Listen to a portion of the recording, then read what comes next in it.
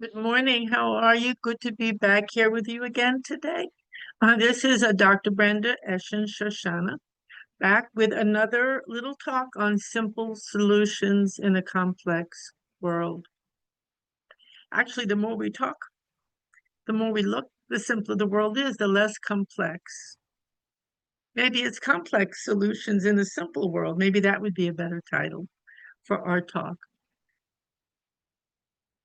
Maybe thinking that the whole world is nothing but a problem that needs to be solved is a mistake. Mm. We make problems and then we have to solve them. And then we feel so good because we solved it. We figured out what to do. We feel good about ourselves. And then we walk along the road, and before we know it, there's another twist and turn, another so-called problem. And one of the biggest problems, so-called problems that we have is when we meet people we don't know who they are. We label them strangers. We label them maybe dangerous. And I'm not saying many people are not dangerous, of course. I'm not saying there are not dangerous situations that we have to deal with wisely. I'm not saying that. I'm just talking about our normal course of life. So many, even partner, a husband, a wife, a child, they suddenly become a stranger to us. We don't know who they are. How are they acting like this? What's going on? I thought they were this way, but they're not. And then we become very frightened or defensive, or we withdraw, or we become downhearted and disappointed in everyone. Oh, I can't count on anyone. Well, what do you mean when you say you can't count on anyone? What can you truly count on? You can count on the fact that we all have many, many aspects and parts to ourselves. And one part will emerge, and then and then it will fade, and another part will reveal itself sooner or later, inevitably. That can be a very shocking moment when it happens, and including within ourselves, there are many, many parts, aspects to ourselves. And we're comfortable with one aspect or two or three, maybe, that we keep on living with, or that we keep seeing in others, and we're comfortable with that role they play, the way they respond, but that part of them, that aspect. And we say, well, that's who they are, and I'm comfortable, and I love them. We call that love many times because we're comfortable. We're safe. We feel safe because we know what's coming next. We think, we think. We know who they are, what's coming next. And then all of a sudden, inevitably, and please hear that word, something that's been hidden within, the stranger within, I call it, within ourselves and others. There are not only strangers outside, people become strangers suddenly, but we can become a stranger to ourselves as well. I don't know who I am. I don't know how I acted that way, or I don't know how I felt that way. That comes along too in this incredible journey we're all on. Moments where we're shocked, where we might recoil, where we might feel very deeply alone. If it happens with someone else or even with ourselves, I don't know where I am or who I am. I don't know where they are, or was my whole relationship a lie? That's a question I heard many, many times in my many years of practicing. Was our whole relationship a lie? Was my whole life a lie? They're a stranger to me. Well, let me say one thing about that. It's very, very, very important to become acquainted with all aspects of ourselves. And then we will not be shocked when we see these different aspects in others. We will know this is the human experience. It doesn't mean they're a villain necessarily. It doesn't mean we're endangered. It doesn't mean we're rejected or alone. It's just different aspects, different parts of our experience emerging, voices within that we have not listened to. cravings, perhaps, longings, perhaps, something within that we have not been attended to or accepted. It will come out one way or another. Or when we do see it in someone else, it can blow up our life. It can blow up our relationship. So it's very important and very good to do it first, to become acquainted with ourselves thoroughly, deeply. I think one great teacher, I think Krishnamurti was the one who said, read the book of your own life. Mm, wow, that's so beautiful. Now, what do I mean by becoming acquainted? Well, once you're acquainted, you're not a stranger anymore.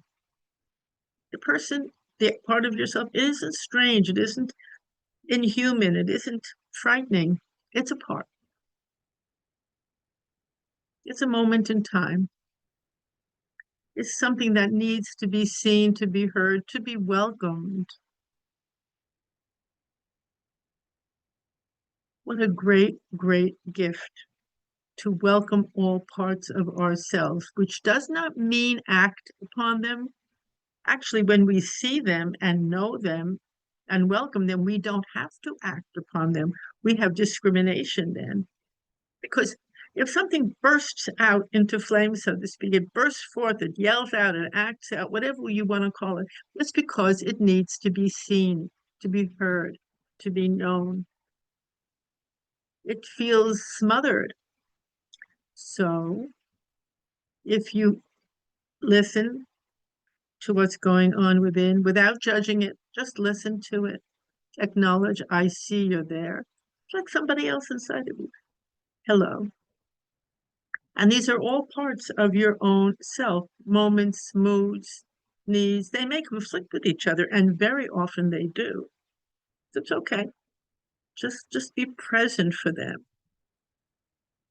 Just listen. Just see them. We have such a need to be known, to be seen. Just see yourself, see all the moments in time.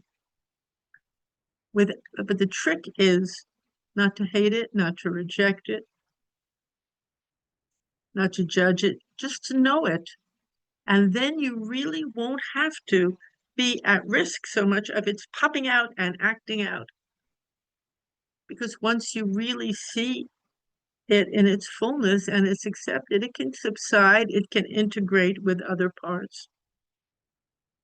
This is actually, it's quite an important study in the field of psychology. I'm working on a new book all about it. It's called Sacred Psychology. And it is basically a very different look at how we function and what our true needs are. Very important from my perspective. Very important. We think if we reject something, we hide from it. We hide from the stranger within. We reject it. We keep it under taps. We'll be safe and others will, but that's not really the way it works. We need to know it, to see it, to befriend it. You know, when you make a friend of a stranger, they're not a stranger anymore. They're a friend. When you know the stranger, they become a friend. Mm, I love that so much, that whole idea. Because who is the one who makes something within ourselves or outside into, there's a stranger, I don't know them. I don't want to know them. I want to hide from them. I want them to hide from me. That's very, very, very, very big loss. It's a huge loss. It really is. So let's start with ourselves first.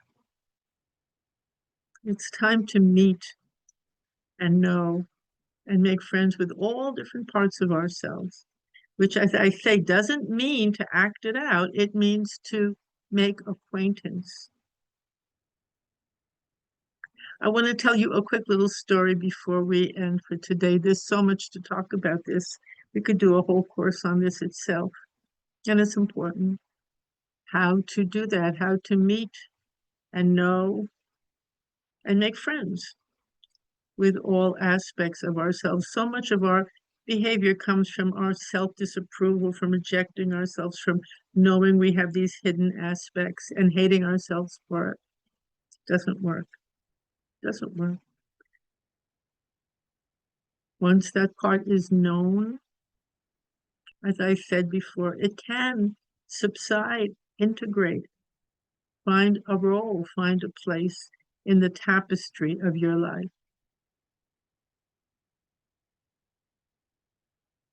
Let me tell you this little story, as I said, and then we'll come back next week, or maybe even sooner. So let me tell you this story. Many, many years ago, there was a teacher that I looked up to so much, practically idolized. I was quite young, idolized this person. To me, they were everything. Which is what we do. We'll take somebody and we project onto them. They're perfect, or that they have in my mind or in our mind, they have all the qualities we could ever hope to be, and on and on. We project this ideal person onto someone. And I'm sure they have, and he did have many, many wonderful qualities, many. And then suddenly, after a bunch of years, I was found out all kinds of other things going on. And I was so beyond shocked. And I felt like I lost my own compass in life. How could this be? How could it be happening? How could who he really was or fully was be so different from the way I saw him, on and on, like that? And there was a very dear friend I had when I had found out, and that person was not far away. And I went to that person. We were all together, a whole bunch of us, and I said, I just found out this news. I'm horrified. I feel so betrayed. And my very, very wise friend said, you were not betrayed by him. You were betrayed by your own fantasy. You didn't love him. You loved your fantasies about him. When you can know everything about a person and still love them, then you're doing something. That's love. And I thought, whoa, whoa. When I heard that, I was blown away. Everything stopped. I mean, it was so startling and beautiful to me. I resonated so much with that. And I made it a lifelong road to take, to know everything about someone and then and still love them, which means love them, all of them, the stranger within, everything. And by love, I mean accept, acknowledge, and include. I didn't love certain things about that man's behavior. No. I didn't say, go do this. No. But I still didn't lose my respect for him, my admiration, because I saw the whole picture. And he was not a stranger at all. So thank you so much for listening. It's a pleasure to be here and talk to all of you and with all of you. Love your comments, love your responses. I thank you for that as well. And a lot to mull about today, especially in the way the world is. We've made each other into such strangers, into such a split. And it would be so wonderful to see that tremendous division heal. Thank you again for listening, and I will be back next week. Bye-bye.